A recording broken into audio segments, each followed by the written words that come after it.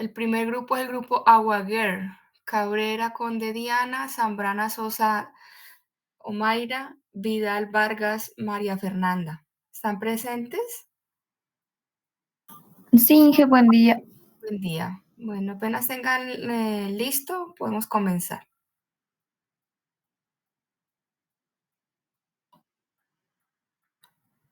Buenos días, Inge. ¿Se puede ver la pantalla? Se puede ver, pueden comenzar.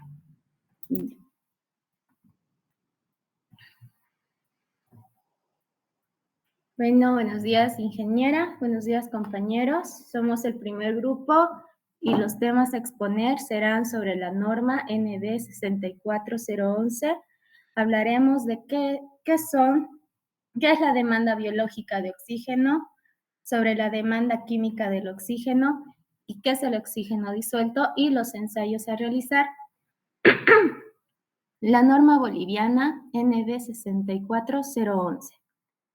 La norma es un conjunto de reglamentaciones técnicas establecidas en Bolivia para garantizar la calidad del agua potable. Está destinada al consumo humano.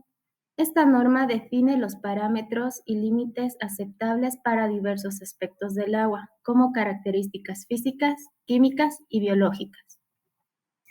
Establece las especificaciones que el agua debe cumplir para considerarse segura y adecuada para el consumo.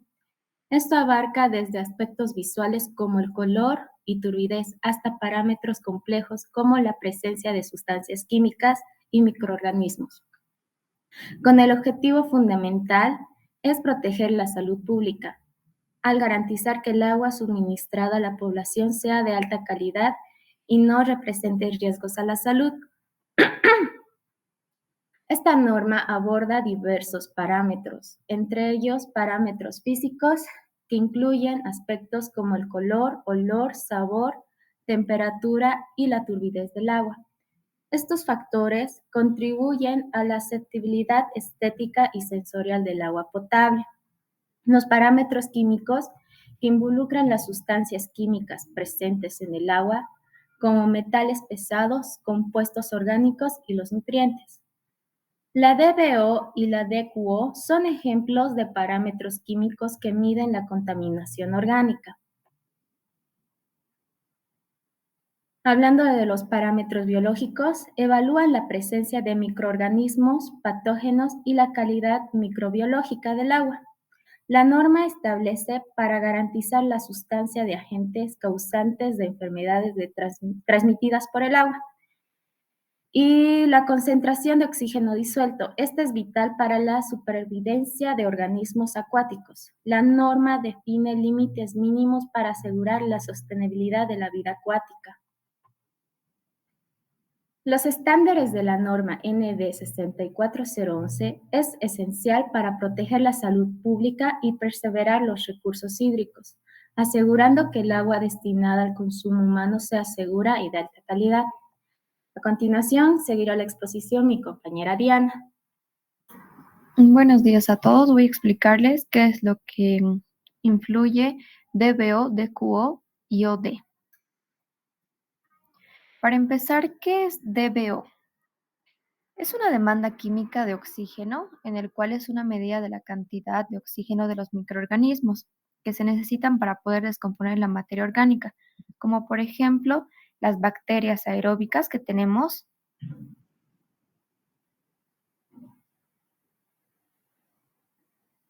¿Cuál es la importancia que influye la medición de la DBO? Como dijimos anteriormente, se encarga más que todo de la descomposición de los microorganismos, por lo tanto determina el estado o la calidad del agua de los ríos, lagos, lagunas o efluentes. En una mayor cantidad de materia orgánica que contenga una muestra significa que necesita más oxígeno para que pueda degradar los microorganismos.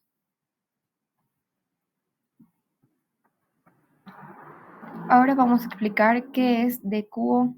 Por sus siglas, es la demanda química de oxígeno, que es otra medida de cantidad de sustancias químicas oxidantes que se encuentran en el agua. Ambas, al igual que la DBO, se encargan de medir la cantidad que tienen de contaminantes.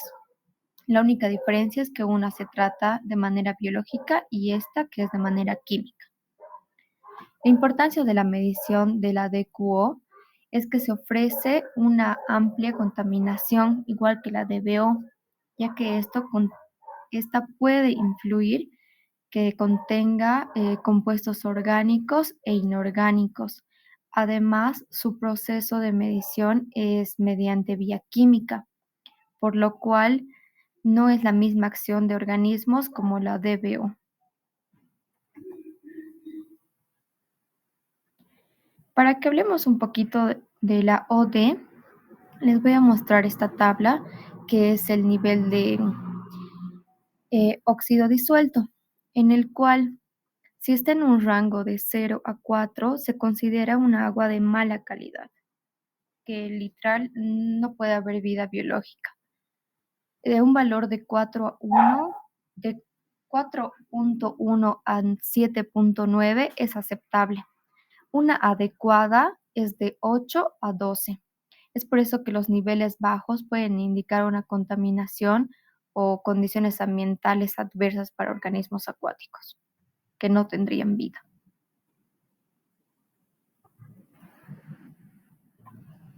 Siguiente, por favor. En cuanto al oxígeno disuelto, si tiene un buen rango, se considera que tiene una mejor calidad. Por lo tanto, si el rango es bajo, hay mucha déficit para que cualquier organismo pueda vivir. Es decir, plantas, peces, todo lo que conlleva. Por lo tanto, estas mediciones son fundamentales para evaluar y monitorear la calidad del agua, especialmente con contextos ambientales y tratamiento de aguas residuales. Como ya el ingeniero ayer nos dijo, hay aguas residuales que luego de ser tratadas pasan al sector agrícola, que sería para riego. Entonces es muy importante que todos los alimentos que vayamos a ingerir sean desinfectados debidamente. Ahora va a explicar mi compañera Fernanda. Buen día a todos. Los ensayos de DBO. Estos siguen un esquema básico, que es el siguiente, que consiste primero la preparación de muestras, que esta recolecta las muestras de agua representativas del lugar de interés.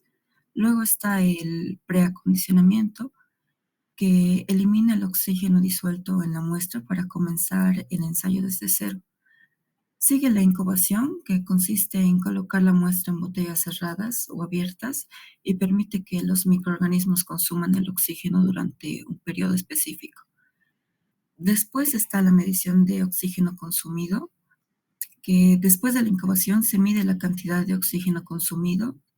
La diferencia entre el oxígeno inicial y final indica el DBO. Los tipos de ensayos de DBO. Entre estos está el método de la botella cerrada, de la botella abierta, el método respirométrico y el de titulación. El de la botella cerrada consiste en que la muestra de agua se coloca en botellas cerradas para medir una disminución de oxígeno durante un periodo de incubación. El de la botella abierta es similar al de la botella cerrada, pero permite la reposición de oxígeno durante la incubación. Este se utiliza más para simular condiciones más realistas. Después, el método respirométrico. En este se mide la cantidad de oxígeno consumido por los microorganismos utilizando ese aparatito de la derecha. Siguiente, por favor. Aquí también tenemos un esquema básico de los ensayos comunes para obtener el DQO. Primero está la digestión con reactivos químicos, que muestra en el que la muestra se trata con reactivos químicos fuertes que oxidan la materia orgánica y la cantidad de oxígeno consumido durante esta reacción se correlaciona con la DQO. Después está la medición de oxígeno consumido, en el que se mide la cantidad de oxígeno consumido durante la oxidación química. Por consiguiente, la calibración, que se realiza una calibración usando una sustancia de referencia para establecer la cantidad de oxígeno consumido por unidad de masa de la sustancia. Y por último, la expresión de resultados, que comúnmente es en miligramos de oxígeno por litro de muestra. Entre los tipos de ensayos de DQO están el método de reactivo de dicromato, el de permanganato de potasio, el de los ácidos oxidantes y el método de titulación.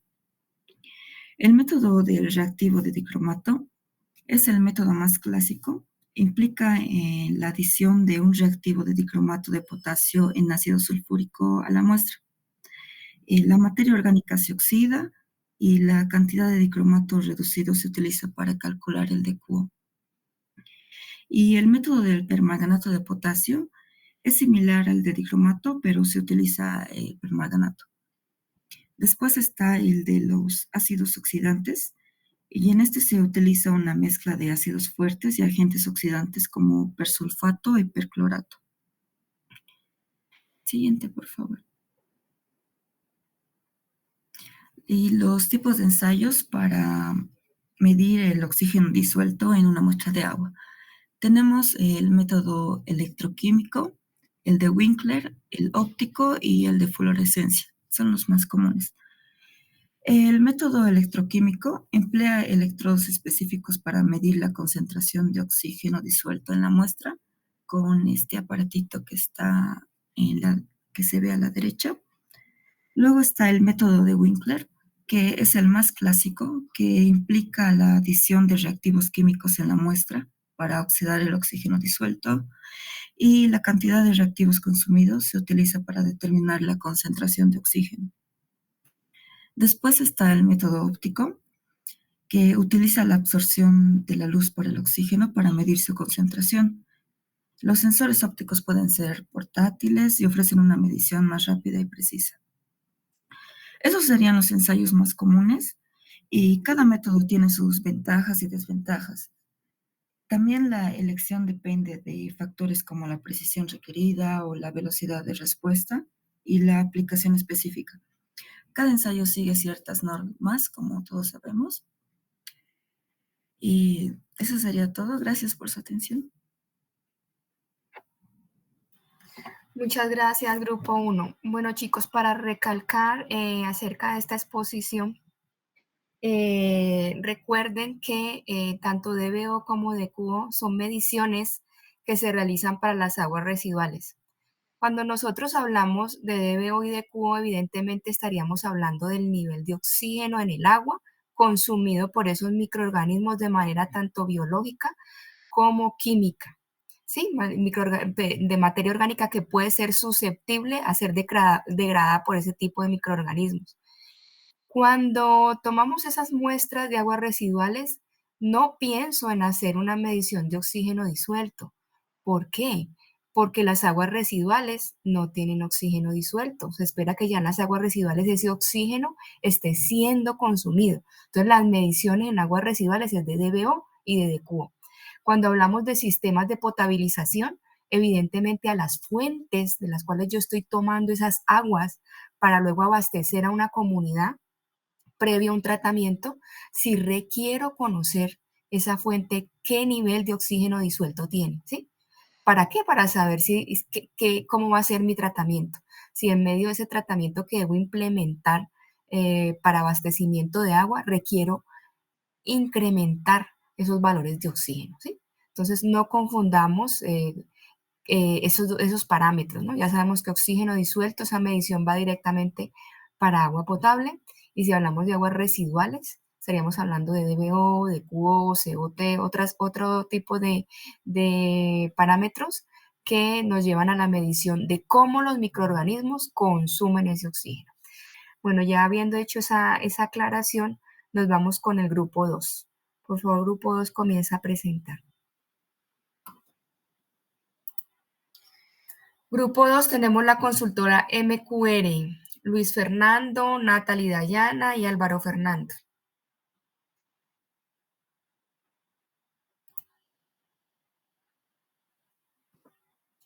Sí, buenos días, ingeniera.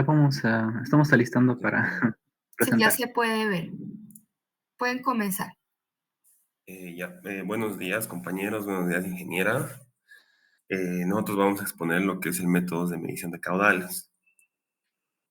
Lo primero que hay que saber es cómo se define el caudal en general. El caudal se define como la cantidad de fluido que fluye a través de un punto específico en un periodo de tiempo determinado. Y el mismo, para calcular el mismo para una petar, hay que tener ciertos pasos. El paso 1 sería identificar el punto de medición, que es en el que se va a realizar la medición de dicho caudal.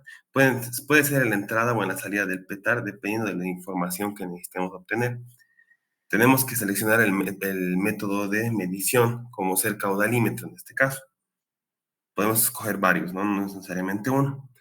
El siguiente sería instalar este mismo que hemos mencionado, que es el caudalímetro, esperar a que funcione, realizar la medición de caudal, registrar todos los datos que obtengamos de acuerdo al tipo de elemento que usemos y realizar el análisis de los datos. ¿Para qué nos serviría tener el dato del caudal en las PETAR? Principalmente nos podría servir para el dimensionamiento de la planta, ya que el caudal de entrada influye en el tamaño y capacidad de la planta de tratamiento. El diseño debe ser capaz de manejar el volumen de agua que va a ingresar, el caudal que va a ingresar, entonces es importante saber para poder tener un dimensionamiento apto y que no haya situaciones en las que sobrepase la capacidad de la planta el caudal que ingresa. La eficiencia del tratamiento, ya que el caudal también afecta el tiempo de residencia del agua en la planta. Un caudal más alto, o sea, más cantidad de agua, podría reducir el tiempo para que se pueda hacer el tratamiento. Entonces, al tener que hacerlo más rápido, puede influir en la eficiencia del tratamiento que tengamos para la eliminación de contaminantes.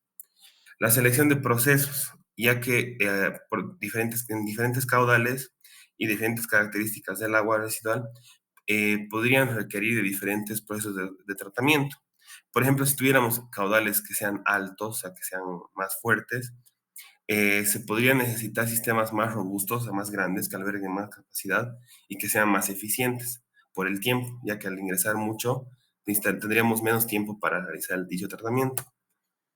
También afecta en la dilución de contaminantes, ya que afecta en las contaminantes del agua residual. Un caudal alto podría diluir los contaminantes, lo que puede influir en la efectividad de los procesos de tratamiento. El control de procesos también es importante, ya que la medición y el control de procesos del caudal son esenciales para el funcionamiento óptimo de los procesos que hemos mencionado, ya que permite ajustar qué tipo de dosis vamos a usar de productos químicos de acuerdo a cuánta agua vamos a tener, a controlar la aireación de la misma y optimizar otros parámetros del proceso para que no salgan fuera del rango ni se realice mal el tratamiento. Y también para cumplir las normativas, ¿no? Porque como hemos visto, como hemos hecho en la primera tarea también, hay muchas regulaciones ambientales, hay muchas normas en nuestro país al menos, y son específicos para la descarga de agua tratada. Entonces, el monitoreo y control del caudal nos ayuda a cumplir con estas normativas y evitar impactos negativos o evitar impactos que infrinjan en las normas y podamos tener sanciones a futuro. Entre los métodos que tenemos, también tenemos en la medición de caudal por molinete. Los molinetes son aparatos constituidos de paletas o conchas móviles, las cuales impulsadas por el líquido empiezan a dar vueltas, dar revoluciones que son proporcionales a la velocidad de corriente. Por lo general existen dos tipos de molinetes, el de cazoletas y el de hélice, los cuales pueden ser montados sobre una varilla para el aforo de corrientes superficiales o suspendidos desde un cable durante el aforo de ríos. Aquí en imagen podemos apreciar los dos tipos. Uno es del eje vertical o de cazoletas, que es tipo Bryce de origen norteamericano, es el que más se usa acá. Y el de eje horizontal son más comunes en Europa, o sea, se puede decir que más se utilizan en esa región.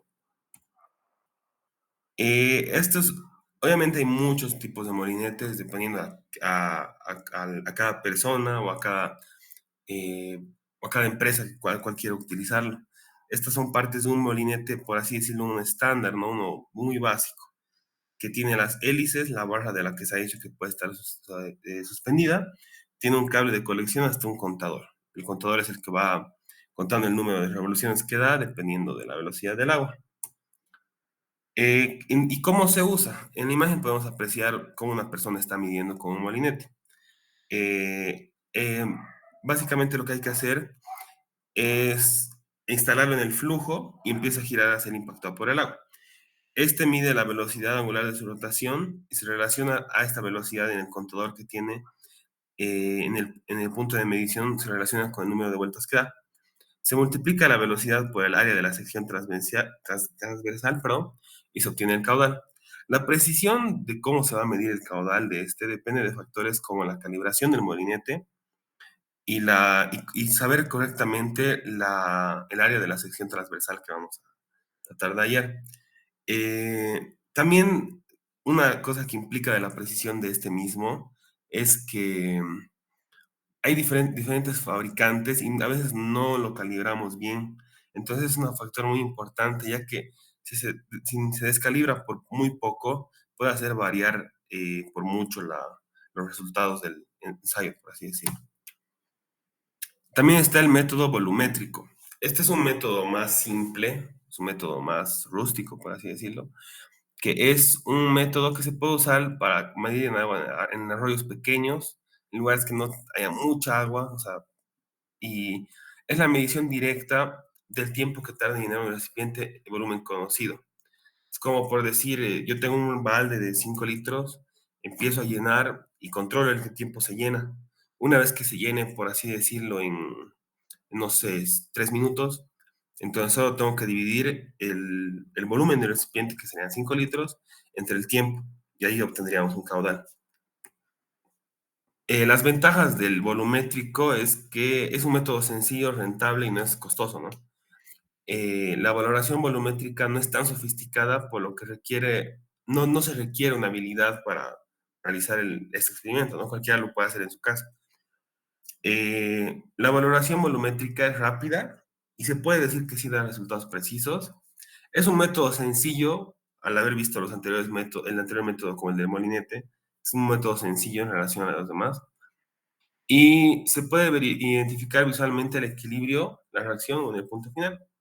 Las desventajas, que son algunos factores con el pH, temperatura y humedad, pueden afectar los resultados de la valoración, ya que es un sistema abierto, ¿no? O sea, no está cerrado, pueden intervenir este tipo de factores del entorno. Y puede producirse un error humano durante el procesamiento, o sea, tal vez tú te distraes o algo, no controlas bien el tiempo, y eso sí te va a hacer variar demasiado. Y la gran desventaja de esta valoración es que pueden producir volúmenes de residuos químicos que sean necesarios de eliminarlos, porque, como hemos dicho, está abiertos al aire libre, por así decirlo. Eso sería todo mi parte. Mi siguiente compañero va a continuar la exposición.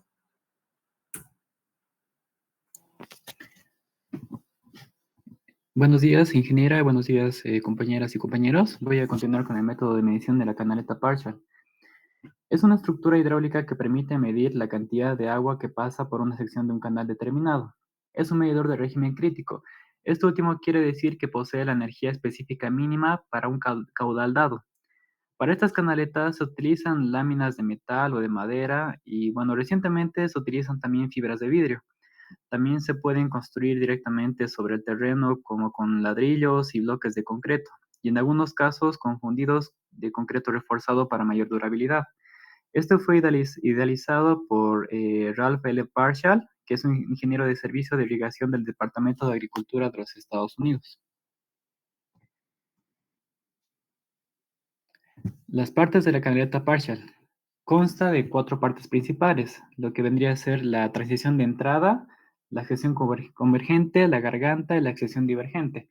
En la transición de entrada es conveniente elevar el piso sobre el fondo original del canal con una pendiente de 1 a 4, hasta comenzar la sección convergente, como podemos ver en las gráficas, con paredes que se van cerrando en línea recta o circular de radio R, como también se puede ver en la gráfica de abajo, debido a que es una reducción de la sección del canal, que obliga al agua a elevarse o a remansarse para luego volver a descender hasta el nivel inicial. En este proceso se presenta una aceleración del flujo que permite establecer una relación matemática entre la altura de la carga o la elevación que alcanza el agua y el caudal que circula a través de la canaleta Parshall.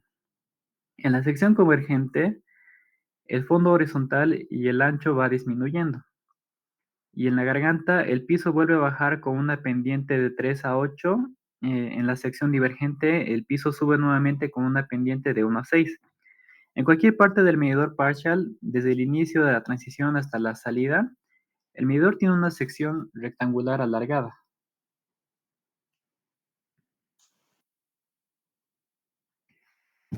Se utilizan principalmente en las plantas de tratamiento de aguas residuales para la inyección de sustancias químicas, aprovechando el resalto hidráulico. La medición del caudal puede ser realizada fácilmente y con un pequeño gasto económico si se utilizan los medidores de forma conveniente. Su uso es recomendado en canales principales de plantas de tratamiento y entradas de depósitos, entre otros.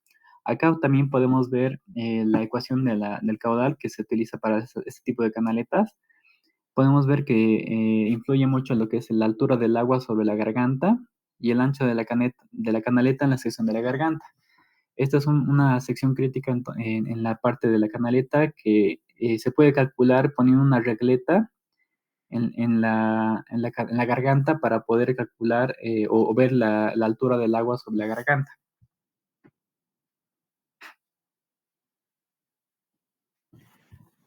Las ventajas y desventajas de la canaleta partial.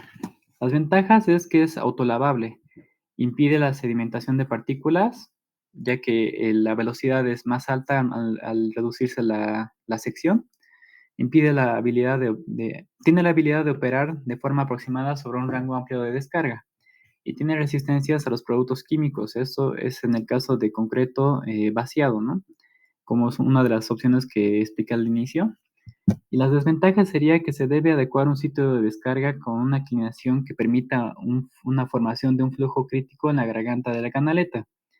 Y los costos dependen de las características de descarga, dado que estas influyen en el tipo de material de construcción y en las dimensiones de su diseño. Acá también podemos ver un aparato que se utiliza, también en la diapositiva anterior pudimos ver que es un caudalímetro.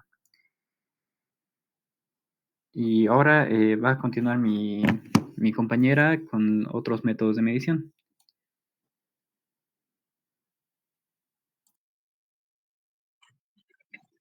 Muy buenos días, ingeniera. Muy buenos días a todos. Les voy a hablar sobre el método de medición de caudales en vertederos. Estos elementos son importantes dado que la aplicación para la medición de caudal y su control de flujo en pequeños cursos de agua y conductos libres. El agua que circula por el canal tiene un rebosadero de distinta geometría. Así se obtendrá una altura distinta represado en función del caudal.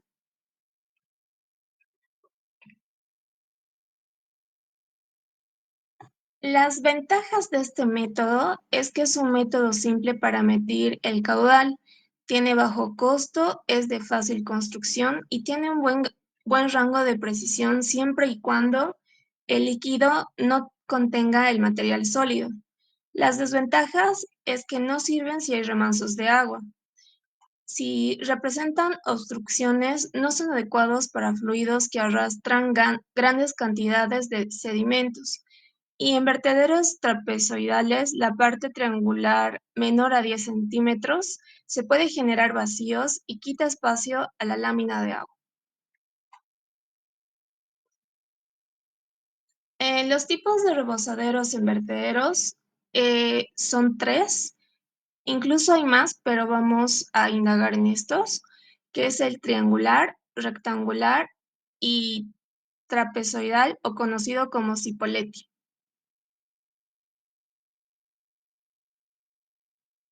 Las ecuaciones según el tipo de rebosadero del vertedero, tenemos la ecuación del vertedero rectangular, que es 1.84 por la cresta por la altura o profundidad. Elevado a la 3 medios, tenemos las ecuaciones del vertedero triangular. Esto va a ser dependiendo de la altura y del ángulo en cuanto sea de 90 o 60 grados. También tenemos la ecuación del vertedero Cipoletti, que igual va a estar en función a la altura o profundidad. Bien, para las partes de un vertedero tenemos Este es de un vertedero rectangular. Como se puede ver en la imagen, tenemos las contracciones, que son los bordes o caras verticales. Tenemos el L, que es la cresta, que es el borde horizontal, también llamado umbral. Tenemos H, que es la carga o altura alcanzada por el agua a partir de la cresta del vertedero. La carga H debe ser medida aguas arriba a una distancia aproximada igual o superior a 4 veces H metros, como se indica en la segunda imagen. Y tenemos B, que es el ancho del canal de acceso al vertedero.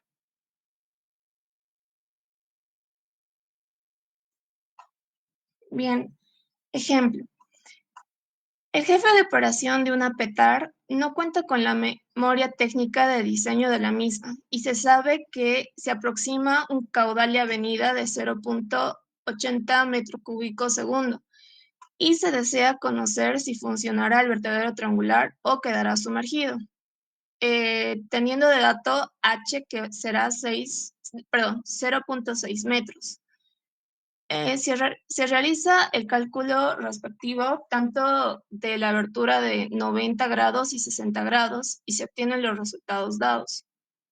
Como conclusión, podemos observar que los caudales de vertedero triangular son menores al caudal de avenida de 0.80 metro cúbico segundo, y de este modo podemos ver que el vertedero quedará sumergido. El mismo ejemplo, pero para un vertedero trapezoidal, que tenemos un caudal que se aproxima de avenida de 0.40 metro cúbico segundo, y también se desea conocer si este funcionará o quedará sumergido. Tenemos un dato de una altura de 0.5 metros. Se hace el cálculo respectivo y tenemos un caudal de 0.6573 metro cúbico segundo. Se puede observar que este caudal de vertedero que calculamos es mayor al caudal de avenida de 0.40 metro cúbico segundo, y de este modo podemos ver que el vertedero va a funcionar.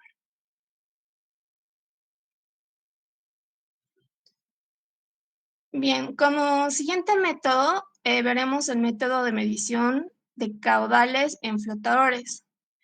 Este método de campo es sencillo y rápido. Con este método se calculan las velocidades superficiales de la corriente de un canal o un río utilizando materiales sencillos que son los flotadores. Los materiales que se va a usar para este método, como flotador podemos usar una pelota, un trozo de madera o una tapa de botella. Se va a utilizar el cronómetro o una cinta métrica y la calculadora. Bien, antes de pasar a la aplicación, la definición de correntómetro es un aparato que sirve para medir la velocidad y la dirección de las corrientes de agua. Dado la definición, la aplicación de este método se da cuando no se cuente con un aparato o equipo de aforo.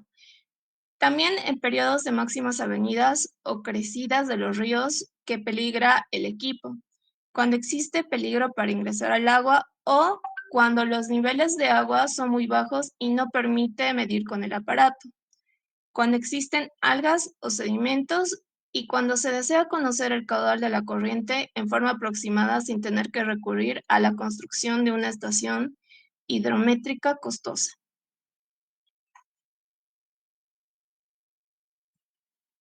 Se va a explicar en pequeños rasgos, y lo primero para utilizar este método es definir un punto de inicio y un punto final como se muestra en las imágenes. Esto es para un río. Para un canal es bastante sencillo, dado que su sección de área solamente va a ser el ancho y la altura del canal. La altura es del agua.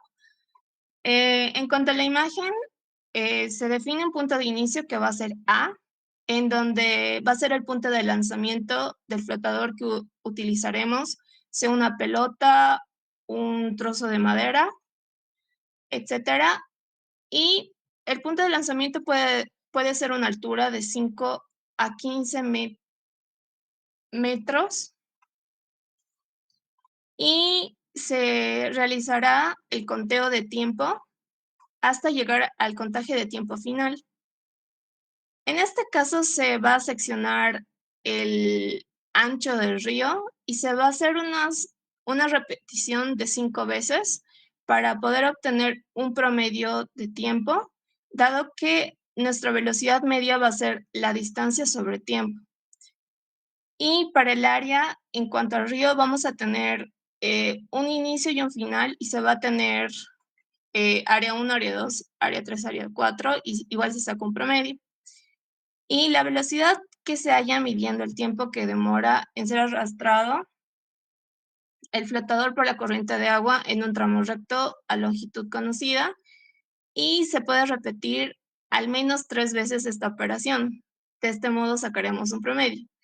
La fórmula para hallar este método es el caudal, va a ser igual a la velocidad media en metros segundo por el área total de la sección transversal seccionada en metro cuadrado. Las ventajas de este método es que mide directamente la velocidad superficial, no les afecta los acarreos del material y su costo es pequeño o casi nulo. Las desventajas. Imprecisión, dado que esto es un método aproximado. La imposibilidad de controlar su trayectoria, sobre todo en ríos amazónicos, y dificulta de utilizarlo cerca de los márgenes. Muchas gracias por su atención.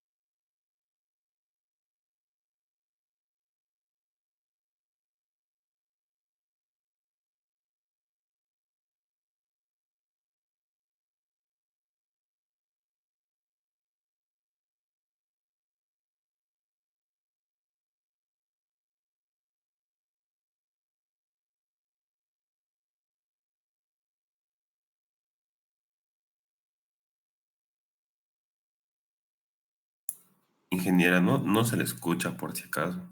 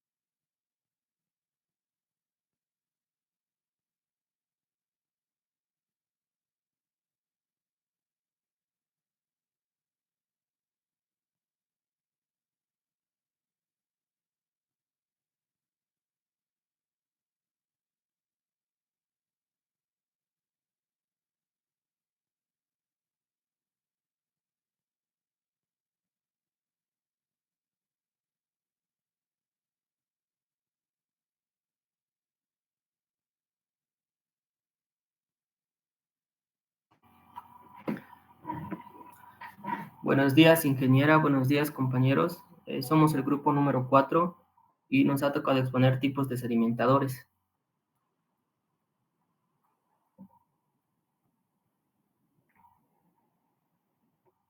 Definición. Un sedimentador es una tecnología que está diseñada para eliminar sólidos que se encuentran suspendidos en el agua. También se le llama decantador, tanque de asentamiento o tanque de sedimentación. La baja velocidad del flujo en un sedimentador permite que las partículas sedimentables, cuya densidad es mayor al agua y por efecto de la gravedad llegan hasta el fondo del sedimentado, mientras los componentes que pesan menos que el agua flotan hacia la superficie.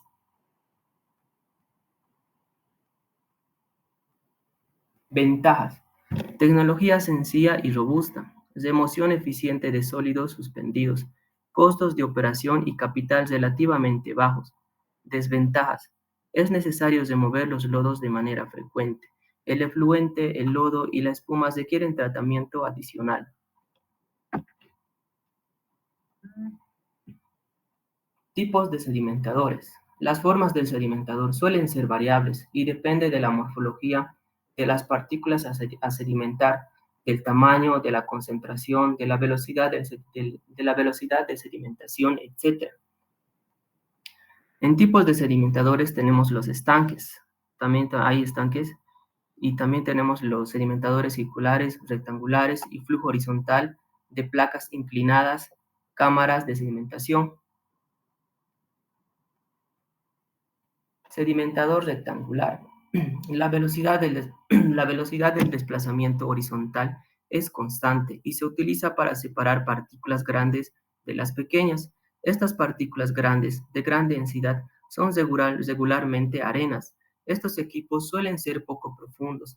También estos equipos suelen llamarse desarenador.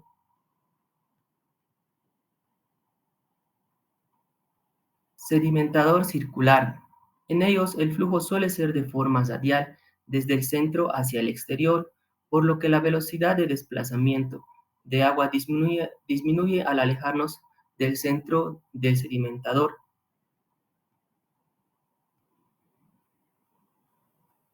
Sedimentador lamelar. Surge como alternativa a los sedimentadores poco profundos. Estas se consiguen utilizando tanques de poca profundidad que contienen paquetes o estructuras de placas. Disculpa, perdón que te interrumpa, compañero Elmer. Pero es que tú eres el grupo 4 y estábamos en el 2, nos toca el 3. ¿Nos podrías dejar presentar, por favor? Claro, pero no sé qué Claro, es que el hicieron. orden es 2 y 3, ¿no?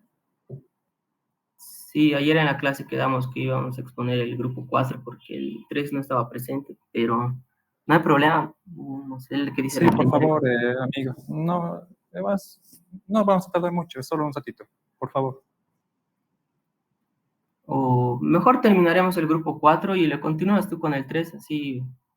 Sí, pero para mantener orden nomás en 3, porque mi tema que es de coagulación va antes de la sedimentación. Entonces, si hablamos de sedimentación y luego coagulación, estamos yendo en desorden. Además, le vamos a dar un poco de contexto igual para tu tema. Sí, por favor. No sé qué dice la ingeniera, no sabría decirte yo. Ya empezó el grupo 3. Ya está bien, hija.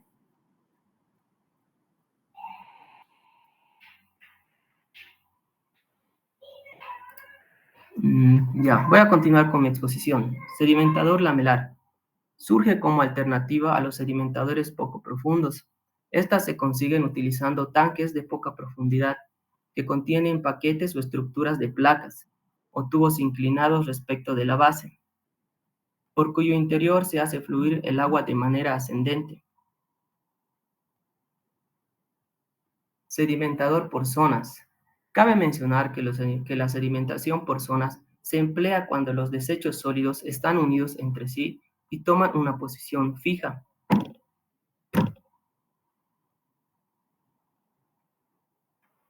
También tenemos los sedimentadores primarios y secundarios. El sedimentador primario es la primera etapa en el proceso de tratamiento de aguas residuales. Su función principal es eliminar partículas sólidas y materia suspendida más pesada que el agua. Sedimentador secundario. Después de que las bacterias y microorganismos hayan realizado la descomposición biológica de la materia orgánica, el agua tratada fluye hacia el sedimentador secundario para la separación de los sólidos biológicos. A continuación va a exponer mi compañero.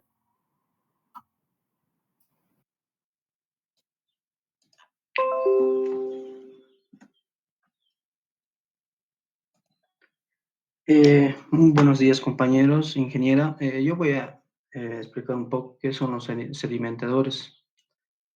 Los sedimentadores permiten separar los sólidos formados en el proceso de digestión biológica, ya que si estos no se realiza, el efluente arrastra una gran cantidad de sólidos sedimentables que contienen una alta concentración de carga orgánica, demanda biológica de oxígeno.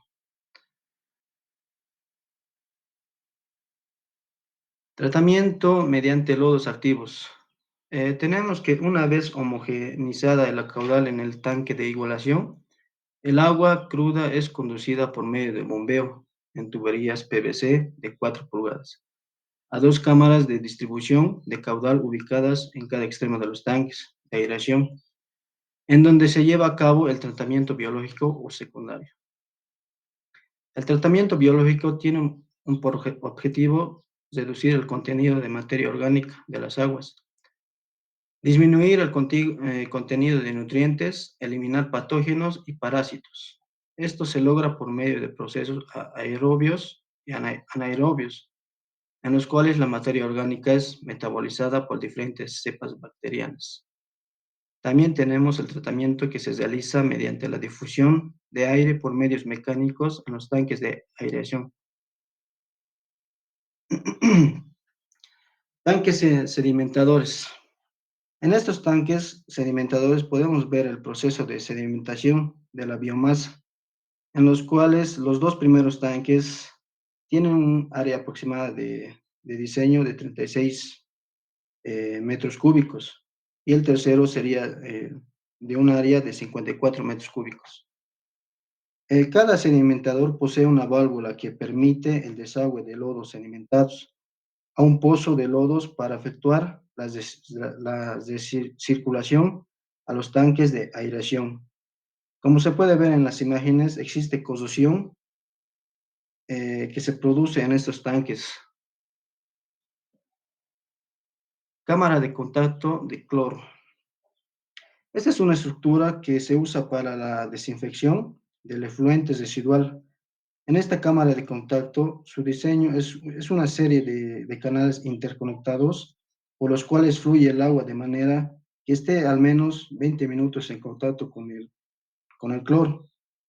Este es el tiempo necesario para eliminar los microorganismos patógenos. Los pozos de lodos.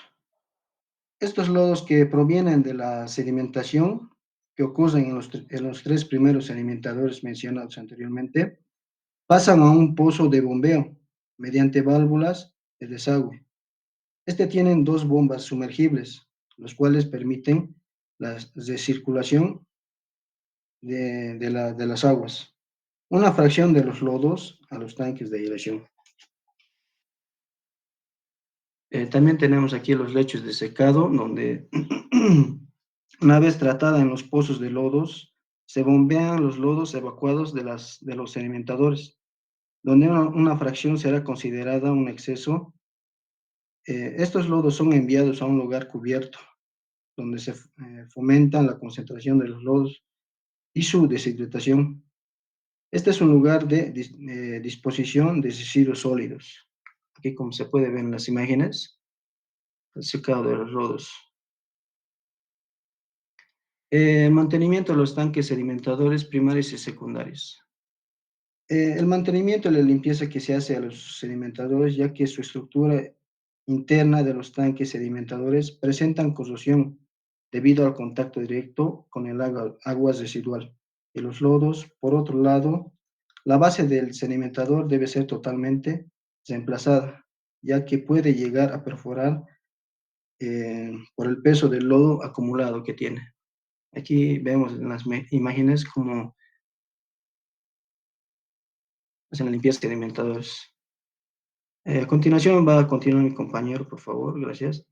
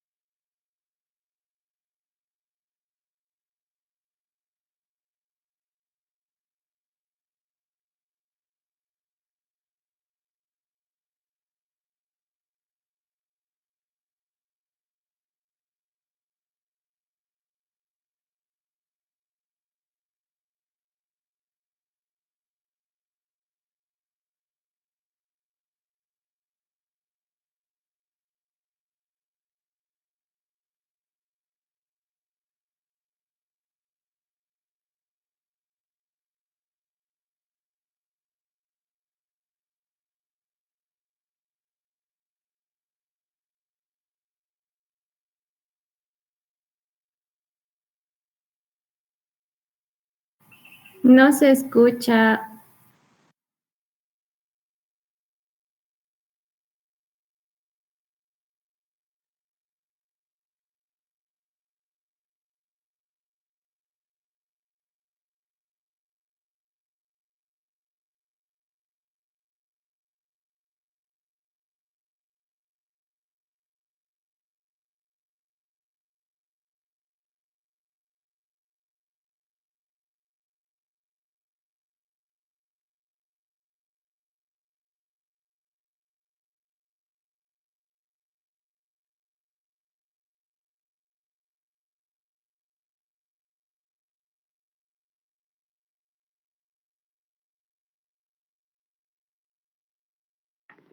¿Me escuchan, compañeros?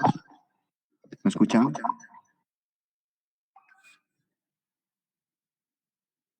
Sí, ahora sí. Iván, disculpa, por mi celular está entrando. Bueno, el ensayo de Harstes. Retorno de audio está arruinando. Ponlo en silencio tu laptop y puedes continuar exponiendo.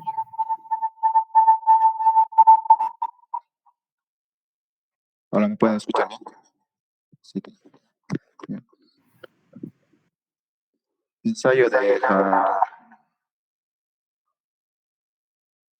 el ensayo de Harstes. Sí.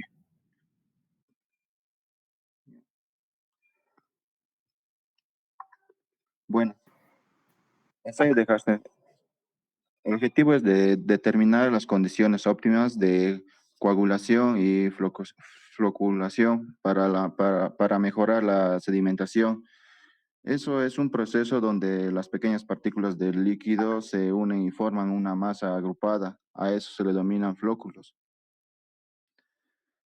Ensayo de sedimentación por gravedad. El objetivo es evaluar la capacidad de sedimentación del agua residual. Ensayo de clasificación de tubo de Imolf.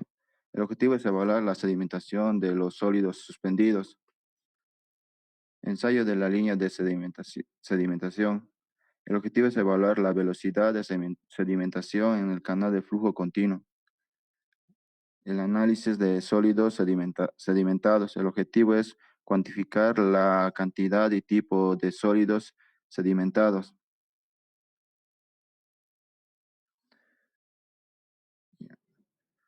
Bueno, toma de muestra de una planta de tratamiento de aguas residuales. Ensayo de campo. Durante la toma de muestras en la planta se realizan algunos ensayos en el sitio de la toma, como lo son la conductividad, es la capacidad del agua para conducir una corriente eléctrica a través de los iones, y después pH, la medida de grado de acidez, de alcalinidad de la sustancia y la temperatura. Estos ensayos son tomados mediante un pH metro y un conductímetro, tal como se muestra en la imagen.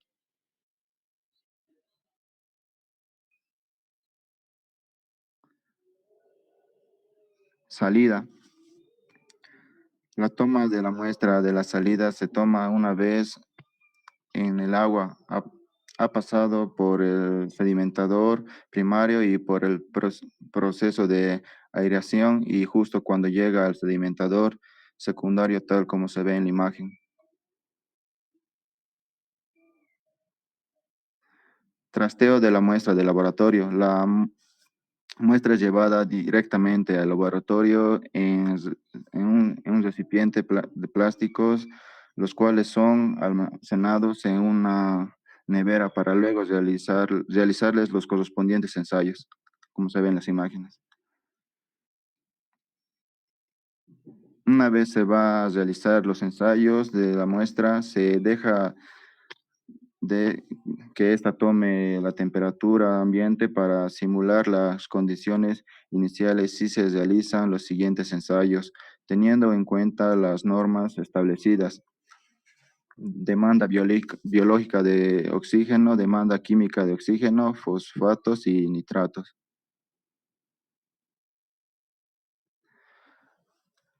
Análisis y interpretación de datos. Una vez realizados los ensayos, se puede determinar el de la planta de tratamiento de aguas residuales del laboratorio